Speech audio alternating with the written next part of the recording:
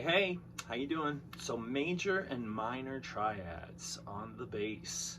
So essentially a major triad consists of a root note, which is the name of the chord, the note that's 3 away from it, and then the note that's 5 away from it. So for example, if we were doing a G major chord, we would have G as the first note, G, A, B would be the third, G, A, B, C, D would be the 5.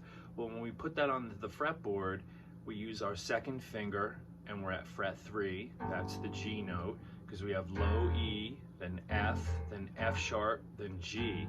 We use our second finger on the G because its third will always be 1 string down and 1 fret back up the neck.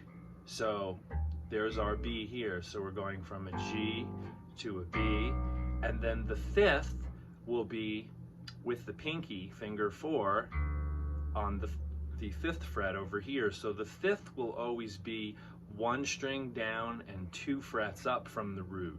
So we've got root, 3rd, 5th, and then when we move up a fret, now we go to G sharp, root, 3rd, 5th, and then we go to A, root, 3rd, 5th, root, 3rd, 5th, B, C, C sharp, D.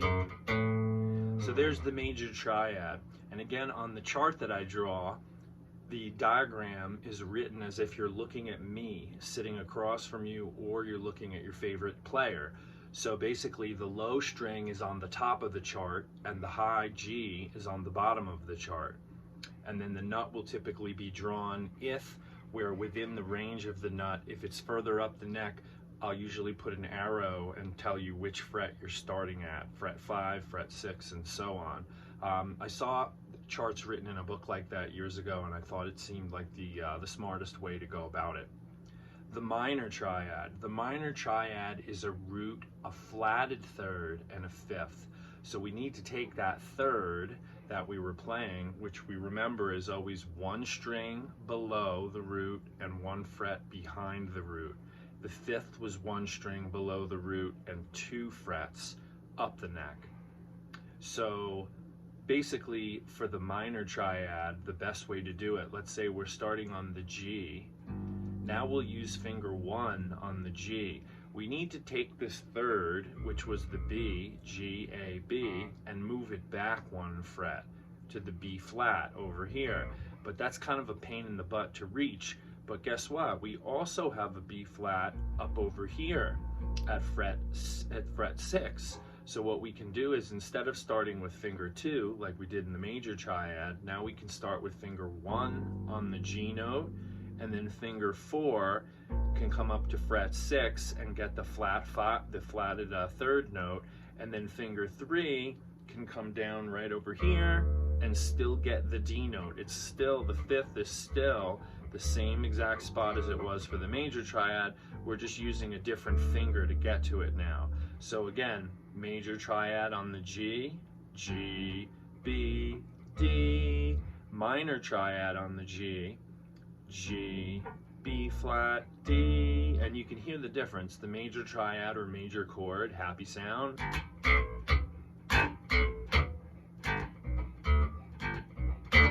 Then we go to the minor triad.